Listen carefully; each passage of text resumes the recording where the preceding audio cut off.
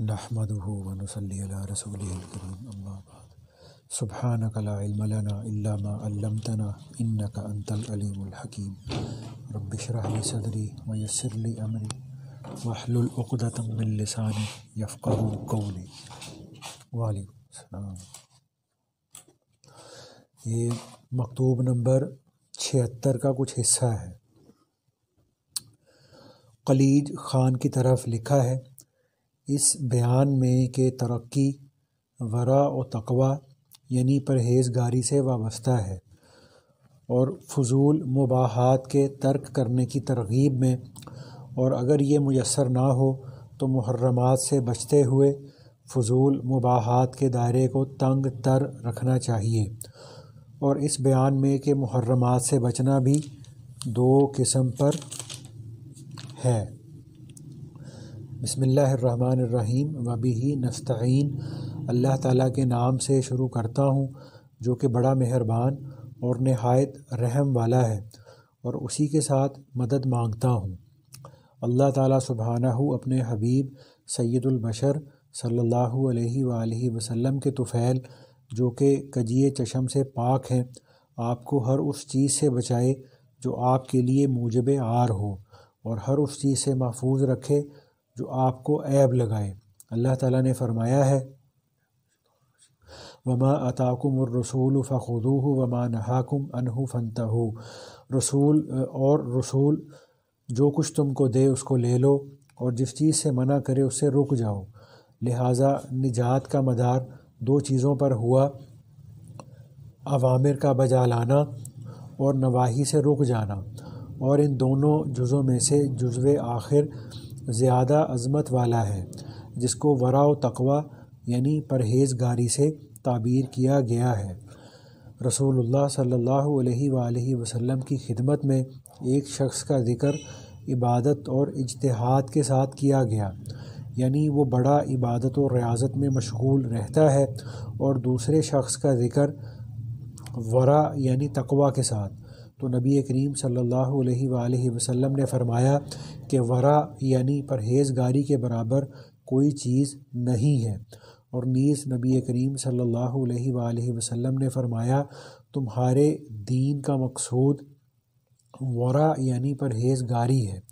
اور انسان کی فرشتوں پر فضیلت اسی جزو آخر سے ثابت ہے، اور قرب الہی کے درجوں پر ترقی بھی اسی جز سے ثابت ہے، کیونکہ فرشتے پہلے جز میں شریک ہیں اور ترقی ان میں مفقود ہے۔ پس جزو ورع و تقوی کا مد نظر رکھنا اسلام کے اعلیٰ ترین مقاصد اور دین کی نہایت اہم ضروریات میں سے ہے، اور یہ جز جس کا مدار حرام چیزوں سے بچنے پر ہے، کامل طور پر اس وقت حاصل ہوتا ہے جبکہ فضول مباحات کے اختیار کرنے میں باغ ڈور کا ڈھیلا چھوڑ دینا مشتبہ چیزوں کے اختیار کرنے تک پہنچا دیتا ہے، اور مشتبہ حرام کے نزدیک ہے۔ یہ آگے حدیث لکھی ہوئی ہے، جو شخص چراگاہ کے گرد پھرا قریب ہے کہ اس میں جا پڑے۔ اس پہ اللہ تعالیٰ ہمیں اس پہ عمل کی توفیق عطا فرمائے، اللہ پاک اس کی سمجھ بھی عطا کر دے۔ اصل میں تقوی کا جو آسان ترین لفظوں میں جو مطلب ہوتا ہے، جو ترجمہ ہوتا ہے، وہ اللہ تعالیٰ کی ہر قسم کی نافرمانی سے بچنا، اور یہ جو تقوی ہے قرآن پاک کے اندر تقوی کو اختیار کرنے پر اللہ پاک کی طرف سے بہت بڑے بڑے وعدے بھی فرمائے گئے ہیں، یعنی جیسے اس میں ایک جگہ پہ اللہ پاک فرماتے ہیں، وَمَن يَتَّقِ اللَّهَ يَجْعَل لَّهُ مَخْرَجًا وَيَرْزُقْهُ مِنْ حَيْثُ لَا يَحْتَسِبُ، کہ جو اللہ سے ڈرتا ہے تو اللہ تعالیٰ اس کو ہر تنگی میں سے راستہ دیتے ہیں، اور اللہ تعالیٰ اس کو اس جگہ سے رزق عطا فرماتے ہیں جہاں سے رزق حاصل ہونے کا اس کو گمان اور توقع بھی نہیں ہوتی۔ تو دنیا کے اندر وہ کیسی ہی مشکلات کے اندر گھرا ہوا ہو، کتنے ہی مسائل کے اندر وہ پھنسا ہوا ہو، تو متقی آدمی کے ساتھ اللہ تعالیٰ کا یہ وعدہ ہے کہ اللہ تعالیٰ اس کو ہر مشکل میں، ہر تنگی میں ضرور بے ضرور جو ہے نا وہ ایگزٹ کا راستہ جو ہے نا اس کو ضرور ملے گا۔ اور اس میں علماء نے یہ فرمایا ہے کہ اس میں جو اللہ پاک نے فرمایا نا وَيَرْزُقْهُ مِنْ حَيْثُ لَا يَحْتَسِبُ، تو یہ عربی گرامر کے اعتبار سے یہ مضارع کا صیغہ ہے۔ جو عربی جاننے والے سمجھتے ہیں، پتہ تو ہمیں بھی نہیں ہے، ہم بھی بس نقل ہی کرتے ہیں۔ تو جو مضارع کا صیغہ ہوتا ہے اس کا تعلق حال کے ساتھ بھی ہوتا ہے، مستقبل کے ساتھ بھی ہوتا ہے۔ یعنی اس میں یہ ان کے کہنے کا مطلب اور مقصد یہ ہے کہ یعنی قرآن پاک کی یہ آیت جب نازل ہوئی تھی تو اللہ تعالیٰ کا جو وعدہ ہے ہر تنگی میں سے راستہ دینے کا اور ایسی جگہ سے رزق عطا فرمانے کا کہ جہاں سے انسان کو گمان بھی نہ ہو، وہم بھی نہ ہو، یہ صرف اس وقت تک کے لیے ہی خاص نہیں تھا بلکہ قیامت تک کے لیے اللہ پاک کی طرف سے یہ وعدہ ہے۔ تو ابھی جیسے ہمارے جو ہوتے ہیں نا جو عملیات کی، جو تعویذات کی جو کتابیں ہوتی ہیں یا جو مختلف قسم کے جو عامل حضرات ہوتے ہیں، ان کے وظائف کے اندر یا ان کی کتابوں کے اندر مختلف قسم کے نا وظیفوں کے بارے میں یہ لکھا ہوتا ہے کہ جی جو شخص یہ وظیفہ اتنے دن تک اتنی مقدار میں اتنی شرائط کے ساتھ کر لیتا ہے تو دستے غیب سے اس کو رزق آنا شروع ہو جاتا ہے۔ تو اکثر کتابوں کے اندر نا یہ چیز لکھی ہوتی ہے کہ جی یہ وظیفہ جو ہے یہ دستے غیب سے رزق کو کھینچنے والا ہے۔ اس میں جو ہمارے جو صوفیاء حضرات ہیں وہ یہ فرماتے ہیں کہ پتہ نہیں ان عملیات میں یا ان عامل حضرات کی باتوں میں تو پتہ نہیں یہ کتنی کی صداقت یا حقیقت ہے، لیکن اللہ تعالیٰ نے جو تقوی اختیار کرنے پر، اللہ تعالیٰ کی نافرمانی کو چھوڑنے پر اللہ پاک نے یہ وعدہ فرمایا ہے کہ اللہ اس کو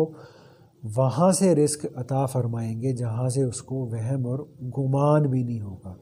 اپنے کاروبار سے رزق کا حاصل ہونا، دکان سے رزق کا حاصل ہونا، ملازمت سے رزق کا حاصل ہونا، یہ تو انسان کے گمان کے اندر ہوتا ہے، انسان کی توقع کے اندر ہوتا ہے، لیکن ایسی جگہ سے رزق حاصل ہونا کہ انسان کے وہم اور گمان میں بھی نہ ہو، اس کا وعدہ اللہ تعالیٰ نے تقوی کے ساتھ جوڑا ہے، اپنی نافرمانی کو چھوڑ دینے کے ساتھ جوڑا ہے۔ اب تقوی جو ہے نا یہ اللہ کرے یہ ایک مزاج کا نام ہے۔ جیسے ہم جب مسجد میں نماز کے لیے جاتے ہیں تو بھلے کوئی آدمی جو بیچارہ جھوٹ بھی بولتا ہے، غیبت میں بھی مبتلا ہے اور چھوٹے بڑے گناہوں کے اندر بھی مبتلا ہے اور نماز کا بھی کوئی اتنا پابند نہیں ہے، تو ایسا شخص بھی جب نماز کے لیے مسجد میں آیا ہوتا ہے تو نماز کے درمیان میں کسی کے موبائل پر بیل ہونی شروع ہو جائے اور وہ بیل بھی میوزک والی ہو، تو یہ جو بیچارہ ایک عام سا بھی مسلمان ہوتا ہے نا جو اعمال کے لحاظ سے کوئی اتنا پختہ نہیں ہوتا، اس کی بھی طبیعت پر ایک بوجھ آتا ہے کہ یار یہ دیکھو یہ کتنا ناسمجھ انسان ہے اور یہ کتنی بری بات ہے کہ مسجد کے اندر میوزک بج رہا ہے۔ تو جیسے انسان کا یہ ایک مزاج بن جاتا ہے، اس کی طبیعت کا حصہ بن جاتا ہے کہ اس کو مسجد کے اندر موبائل کی بیل یا میوزک کی آواز سے ایک طبی نفرت ہو جاتی ہے، چاہے وہ کوئی عام آدمی ہے، چاہے وہ گناہ گار سا ہے، کیسا بھی ہے۔ تو تقوی بھی جو ہے نا یہ بھی ایک مزاج کا نام ہے۔ کہ ہماری اللہ کرے طبیعت ایسی بن جائے، ہمارا مزاج ایسا بن جائے کہ ہماری طبیعت اور ہمارا جو مزاج ہے وہ اللہ تعالیٰ کی نافرمانی اور گناہ اور غفلت کی طرف مائل ہی نہ ہو، ہماری طبیعت ایسی بن جائے، اس کا نام تقویٰ ہوتا ہے۔ اور صحابہ کرام کے زمانے میں جو ماشاءاللہ جو صحابہ کرام تھے وہ چونکہ تقوی کے اعلیٰ ترین معیار پر تھے اور تقوی کے اعلیٰ ترین درجے پر تھے، تو اللہ تعالیٰ نے صحابہ کرام کے ساتھ اپنے اس وعدے کو کیسے پورا کیا کہ اللہ تعالیٰ ان کو وہاں سے رزق اور روزی عطا فرماتے تھے جہاں سے ان کو اس کا گمان بھی نہیں ہوتا تھا۔ تو اب یہ واقعات جو ہے نا، یہ صحابہ کرام کے ہیں، یہ کوئی بزرگوں کے یا کوئی ولیوں کے یا کوئی یہ کراماتی قسم کے واقعات نہیں ہیں، بلکہ یہ وہ واقعات ہیں کہ جو احادیث کے اندر ملتے ہیں۔ اس کے اندر ایک واقعہ آتا ہے کہ ایک صحابی تھے حضرت مقداد بن اسود رضی اللہ تعالیٰ عنہ، تو ان کے بارے میں آتا ہے کہ وہ ایک دفعہ آبادی سے باہر کسی پہاڑی کے قریب اپنی رفع حاجت کے لیے بیٹھے ہوئے تھے۔ تو اب جب وہ رفع حاجت کے لیے باتھ روم کے لیے بیٹھے ہوئے تھے، تو وہ رفع حاجت کے لیے بیٹھے ہوئے تھے، تو اتنے میں انہوں نے دیکھا کہ وہ جو ایک پہاڑ تھا، پہاڑ کے اندر میں نا ایک سوراخ سا بنا ہوا تھا، یا زمین کے اندر ایک سوراخ سا بنا ہوا تھا۔ تو یہ اپنی جگہ پہ بیٹھے ہوئے ہیں، تو اس سوراخ میں سے ایک چوہا باہر نکلا۔ اس چوہے کے منہ میں سونے کا ایک سکہ تھا، وہ اس نے ان کے پاس رکھ دیا۔ اور پھر دوسری بار وہ سوراخ میں گیا تو اب اس کے منہ میں دوسرا سونے کا سکہ تھا، وہ بھی اس نے ان کے پاس رکھ دیا۔ تو پھر تیسری بار گیا تو اس کے منہ میں تیسرا سونے کا سکہ تھا، پھر چوتھی بار گیا تو چوتھا سونے کا سکہ تھا۔ تو آہستہ آہستہ اس نے وہ 17 دفعہ سوراخ میں گیا، 17 دفعہ، تو 17 دفعہ ہی اس کے منہ میں سونے کا سکہ ہوتا تھا، اور وہ اس سونے کے سکے کو حضرت مقداد بن اسود رضی اللہ تعالیٰ عنہ کے پاس لا کے رکھ دیتا تھا۔ اور اس کے بعد جب وہ 17ویں دفعہ یعنی 17 دفعہ گیا، تو جب وہ اندر سے واپس آیا تو اس کے منہ میں سونے کا سکہ بھی تھا اور وہ سونے کے سکے رکھنے والی چھوٹی سی تھیلی بھی تھی۔ مقصد اس کا بتانے کا یہ تھا کہ اندر جتنے سکے تھے ان میں سارے لے آیا۔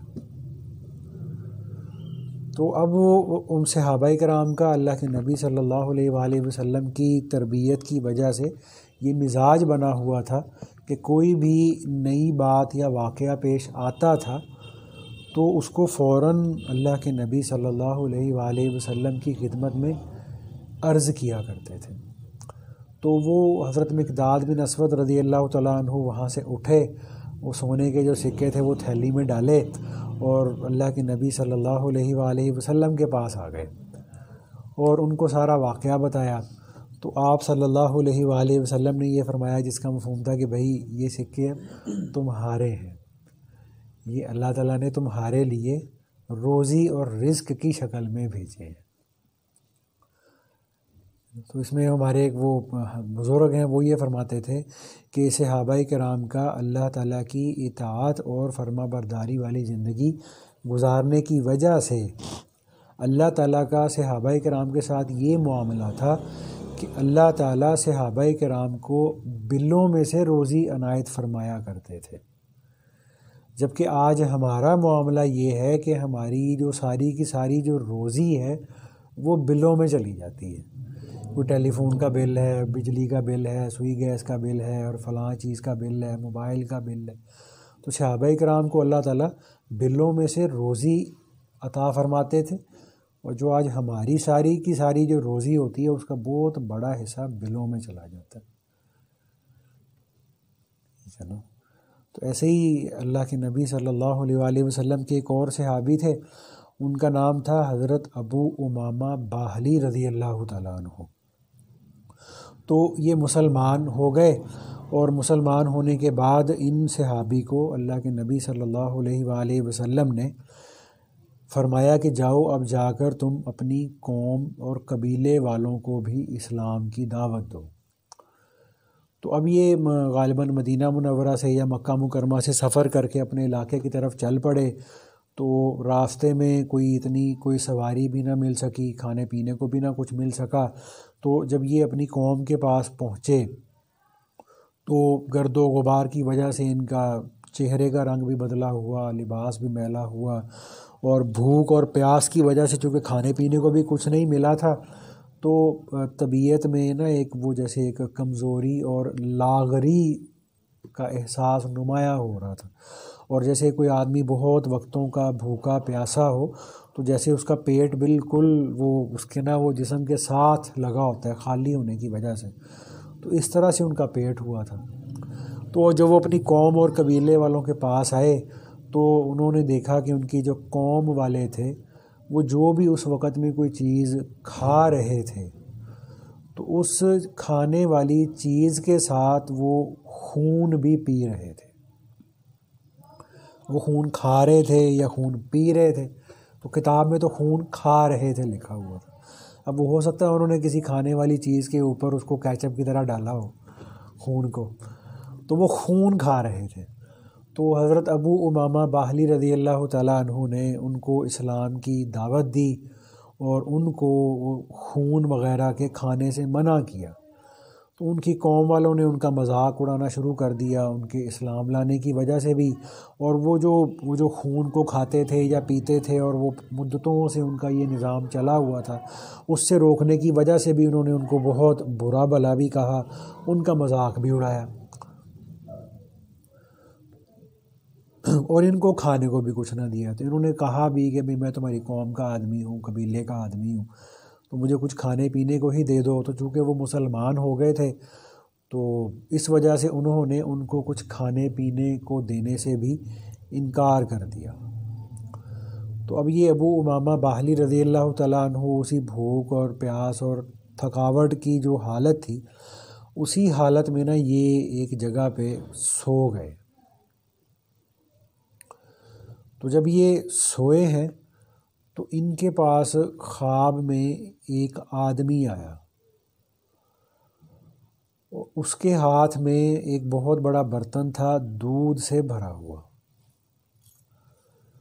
اور اس نے ان کو خواب کے اندر ہی وہ دودھ والا جو برتن تھا وہ دیا اور کہا کہ یہ دودھ پی لو۔ وہ اس میں سے دودھ پیتے رہے حتیٰ کہ ان کا پیٹ وہ خواب میں ہی بالکل جسے وہ کہتے ہیں شکم سیر ہو گئے، ان کا پیٹ بھر گیا دودھ پی پی کے۔ تو اتنے میں ان کی آنکھ کھل گئی،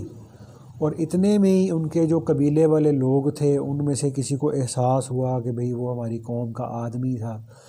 تو پھر کیا ہوا، اگر اس نے نیا دین قبول کر لیا ہے تو چلو جاؤ اس کے پاس جاؤ، اس کو کچھ کھانے پینے کی چیزیں دے کے آؤ۔ تو ان کے قوم میں سے کچھ آدمی ان کے پاس آئے کھانے پینے کا سامان لے کر۔ جب کھانے پینے کا سامان لے کر آئے تو ابو امامہ باہلی رضی اللہ تعالیٰ عنہ نے وہ سامان لینے سے انکار کر دیا، اور فرمایا کہ بھئی ایسے خواب کے اندر ایک آدمی آیا تھا، اس نے مجھے بہت دودھ پلایا ہے اور اب میرا پیٹ بالکل بھر چکا ہے، اب میرے اندر کچھ بھی کھانے پینے کی ہمت نہیں ہے۔ تو ان لوگوں نے کہا کہ یہ کیسے ہو سکتا ہے کہ خواب میں بندہ آیا ہو، اس نے خواب میں دودھ پلایا ہو اور تمہارا پیٹ بھر گیا ہو۔ تو حضرت ابو امامہ باہلی رضی اللہ تعالیٰ عنہ نے ان آدمیوں کو اپنا پیٹ دکھایا، جیسے پیٹ پہ ہاتھ رکھ کے دکھاتے ہیں، جیسے پیٹ خالی ہو، جیسے ہم نے جب روزہ رکھا ہوتا ہے تو افطاری سے 5 منٹ پہلے ہمارا پیٹ بالکل اندر لگا ہوتا ہے، اور جب افطاری کر لیتے ہیں مغرب پڑھنے جا رہے ہوتے ہیں تو پیٹ ہمارا بالکل سخت ہو گیا ہوتا ہے بھرنے کی وجہ سے۔ تو ابو امامہ باہلی رضی اللہ تعالیٰ عنہ نے ان میں سے ایک آدمی کو اپنے پیٹ پہ ہاتھ رکھ کے دکھایا کہ یہ دیکھو میرا پیٹ اس وقت کتنا بھرا ہوا ہے کہ اس میں بالکل کسی بھی چیز کے اب جانے کی گنجائش نہیں ہے۔ تو جب ان کی قوم نے ان کا یہ معاملہ دیکھا تو حضرت ابو امامہ باہلی رضی اللہ تعالیٰ عنہ کی جو جتنے قوم اور قبیلے والے تھے وہ ان کی اس بات کو دیکھ کر مسلمان ہو گئے۔ تو ایسے یہ جو صحابی تھے حضرت ابو امامہ باہلی رضی اللہ تعالیٰ عنہ، تو ان کی ایک باندی تھی، تو وہ باندی یہ کہا کرتی تھی کہ حضرت ابو امامہ رضی اللہ تعالیٰ عنہ کو صدقات، خیرات اور اللہ کے راستے میں مال خرچ کرنے کا ان کا ایک خاص جذبہ تھا۔ تو ان کی باندی کہنے لگی کہ ایک دفعہ حضرت ابو امامہ رضی اللہ تعالیٰ عنہ نے روزہ رکھا ہوا تھا، تو روزہ رکھنے کی حالت میں ان کے پاس گھر میں صرف 3 دینار تھے، اس کے علاوہ اور کچھ بھی نہیں تھا۔ تو وہ کہنے لگی کہ ایک سوال کرنے والا آیا، اس نے دروازہ کھٹکھٹایا، تو انہوں نے اٹھا کر 1 دینار اس کو دے دیا۔ تھوڑی دیر گزری، دوسرا سوال کرنے والا آیا، انہوں نے دوسرا دینار اس کو دے دیا۔ تھوڑی دیر کے بعد ایک تیسرا مانگنے والا آیا، انہوں نے تیسرا دینار اس کو اٹھا کے دے دیا۔ تو اب وہ ان کی جو باندی تھی وہ کہنے لگی کہ مجھے تو پتہ تھا کہ ان کا روزہ ہے اور گھر میں ہے کچھ نہیں، اور ان کے پاس صرف 3 ہی دینار ہیں، تو یہ کتنا انہوں نے عجیب کام کیا ہے کہ یہ سارے کے سارے ان کے پاس جو پیسے تھے وہ اٹھا کے انہوں نے سوال کرنے والوں کو دے دیے۔ تو وہ دینے کے بعد وہ نماز کے لیے چلے گئے، ظہر کے لیے چلے گئے، پھر عصر کے لیے چلے گئے۔ تو اتنے میں کیا ہوا، وہ جو باندی تھی وہ کہنے لگی کہ میں نے دیکھا کہ گھر کے اندر جو بستر وغیرہ کی ایک چادر ہوتی ہے، اس چادر پر حضرت ابو امامہ رضی اللہ تعالیٰ عنہ کی جو بسترے کی چادر تھی اس کے اوپر 100 دینار پڑے ہوئے تھے۔ تو وہ باندی کہنے لگی کہ میں نے سوچا کہ اچھا انہی 100 دیناروں پر اعتماد کی وجہ سے انہوں نے وہ 3 دینار جو تھے وہ اللہ کے راستے میں خرچ کر دیے، کہ ان کو پتہ تھا کہ میرے پاس 100 دینار رکھے ہوئے ہیں۔ تو وہ کہتے وہ جو میں نے ان دیناروں میں سے کچھ دینار لیے اور اس کا بڑا اچھا میں نے کھانے پینے کا سامان بہترین ان کے لیے افطاری اور کھانا اور سارا کچھ ان کے لیے تیار کر کے رکھا، اور جب وہ شام کو افطاری کے لیے آئے تو انہوں نے کہا کہ بھئی یہ کہاں سے سارا کچھ آ گیا؟ تو وہ باندی کہنے لگے کہ جی وہ آپ ہی تو رکھ کے گئے تھے 100 دینار کمرے کے اندر فلاں جگہ پہ رکھے ہوئے تھے۔ تو انہوں نے کہا کہ بھئی مجھے تو ان کے بارے میں بالکل کوئی خبر نہیں ہے۔ تو یہ ہوتا ہے اللہ کی طرف سے وَيَرْزُقْهُ مِنْ حَيْثُ لَا يَحْتَسِبُ، کہ اللہ تعالیٰ وہاں سے ان کو رزق پہنچاتے تھے، وہاں سے روزی پہنچاتے تھے جہاں سے ان کو وہم اور گمان بھی نہیں ہوا کرتا تھا۔ ایسے ہی حضرت عمر رضی اللہ تعالیٰ عنہ کا جو دور خلافت تھا اس میں ایک صحابی تھے، ان کا نام تھا حضرت صائب رضی اللہ تعالیٰ عنہ۔ تو یہ کسریٰ کے دربار میں، یعنی جب وہ کسریٰ کا دربار وغیرہ فتح ہو گیا تو یہ کسریٰ کے دربار میں کھڑے تھے، تو انہوں نے دیکھا کہ کسریٰ کے دربار میں ایک ہرن کی تصویر لگی ہوئی تھی، جیسے ہم اپنے گھروں میں کمروں میں تصویر لگا لیتے ہیں، ایک ہرن کی تصویر لگی ہوئی تھی۔ تو انہوں نے دیکھا کہ وہ ہرن تصویر کے اندر اپنے پاؤں سے کسی طرف کو اشارہ کر رہا ہے۔ وہ تصویر ہی ایسے بنی ہوئی تھی کہ وہ تصویر کے اندر ہرن اپنے ایک پاؤں سے کسی طرف کو اشارہ کر رہا تھا۔ تو جو حضرت صائب رضی اللہ تعالیٰ عنہ تھے، ان کے دل میں اللہ نے ڈالا کہ یہ ہرن اپنے پاؤں سے جس طرف کو اشارہ کر رہا ہے اس جگہ کو کھودنا چاہیے۔ تو انہوں نے اس جگہ کو کھودا، تو اس جگہ کو کھودنے پر وہاں سے بہت بڑا ایک سونے چاندی ہیرے جواہرات کا ایک خزانہ مل گیا، وہاں پہ دفن تھا۔ تو اب چونکہ ان کی تربیت یہ ہوئی تھی کہ جب بھی کوئی نیا کام ہوتا، نئی بات ہوتی، تو وہ فوراً اپنے کسی بڑے سے رابطہ کرتے تھے کہ جی اس کا اب کیا کرنا ہے۔ تو انہوں نے حضرت عمر رضی اللہ تعالیٰ عنہ سے پوچھا کہ جی یہ ایسے ایک ہرن کی تصویر لگی تھی، پاؤں سے اشارہ کر رہا تھا، تو میرے دل میں اللہ نے ڈالا کہ یہ جس طرف کوئی اشارہ کر رہا ہے وہاں کوئی خزانہ دفن ہے۔ تو میں نے وہاں سے کھدوایا تو وہاں سے واقعی کافی بڑا لمبا چوڑا خزانہ ملا ہے، تو اب اس کا کیا کیا جائے؟ تو حضرت عمر رضی اللہ تعالیٰ عنہ نے ان کو پھر یہ پیغام بھیجا کہ بھئی اس وقت تم مسلمانوں کے امیر ہو، تو تم ایسا کرو کہ تم اس خزانے کو اپنے ساتھ میں جتنے تمہارے صحابہ تمہاری فوج میں ہیں نا ان سب میں تقسیم کر دو۔ تو انہوں نے پھر وہ جو خزانہ تھا اس میں جو ہیرے سونا چاندی جواہرات تھے وہ سارے کے سارے اس وقت میں صحابہ میں تقسیم ہوئے۔ ٹھیک ہے، تو ایسے ہی ایک صحابی تھے حضرت خبیب رضی اللہ تعالیٰ عنہ، تو ان کے بارے میں یہ آتا ہے کہ وہ ایک یہودی تھا، غالباً اس کا نام تھا حارث بن عامر۔ اس نے ان کو قید کیا ہوا تھا کسی وجہ سے، تو یہ صحابی حضرت خبیب رضی اللہ تعالیٰ عنہ اس یہودی کی قید میں تھے، بلکہ جو حارث بن عامر یہودی تھا اس کے بیٹوں کی قید میں تھے۔ تو وہ جو حارث بن عامر تھا اس کی بیٹی نے ایک دفعہ یہ بتایا کہ یہ جو خبیب ہے یہ بڑا ہی عجیب قسم کا قیدی ہے کہ میں نے اس کو دیکھا ہے کہ اس کو ہم نے جس کمرے میں زنجیروں سے باندھا ہوا تھا، تو وہ کہتی کہ میں نے خبیب کو بند کمرے کے اندر بہت ہی بہترین قسم کے انگوروں کا خوشہ کھاتے ہوئے دیکھا، انگوروں کا خوشہ کھاتے ہوئے دیکھا۔ تو جو اس عورت نے کہا کہ جبکہ اس وقت میں مکہ مکرمہ میں کوئی پھل نہیں ملتا تھا، انگور بھی نہیں ملتے تھے، اور اس وقت میں ان انگوروں وغیرہ کا موسم بھی نہیں تھا، لیکن اللہ تعالیٰ نے ان کو بند کمرے کے اندر، قید کے اندر، زنجیروں سے بندھے ہوئے ہونے کی حالت میں اللہ تعالیٰ نے اپنے غیبی خزانوں سے رزق اور روزی عنایت فرمائی۔ تو اس لیے اگر بھائی ہم بھی یہ چاہتے ہیں کہ اللہ تعالیٰ کا بھی ہمارے ساتھ یہی معاملہ ہو کہ اللہ تعالیٰ ہمیں ایسی جگہ سے رزق اور روزی عطا فرمائے جہاں سے ہمارے وہم و گمان میں بھی نہ ہو، تو اس کے لیے ہمیں اپنے آپ کو متقی بنانا پڑے گا، اپنی طبیعت کو، اپنے مزاج کو ایسا بنانا پڑے گا جیسے اس میں ہمارے وہ ایک بزرگ ہیں، وہ یہ فرماتے ہیں کہ یہ تقویٰ کس چیز کا نام ہے؟ تقویٰ نام ہے to be on the safe side ہونے کا۔ اب وہ اس کی مثال کے طور پہ اس میں وہ یہ فرمایا کرتے تھے کہ to be on the safe side ہونے کا مطلب یہ ہوتا ہے کہ جیسے ہمارا پیپر شروع ہونا ہے 9 بجے، تو to be on the safe side اس موقع پر یہ ہوگا کہ ہم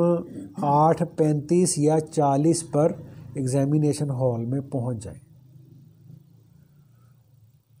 ایک مزاج ہو جاتا ہے انسان کا کہ یار ٹھیک ہے 9 بجے پیپر شروع ہونا ہے تو مجھے چاہیے کہ میں نا تقریباً 8:30 بجے نا میں وہاں پہنچ جاؤں۔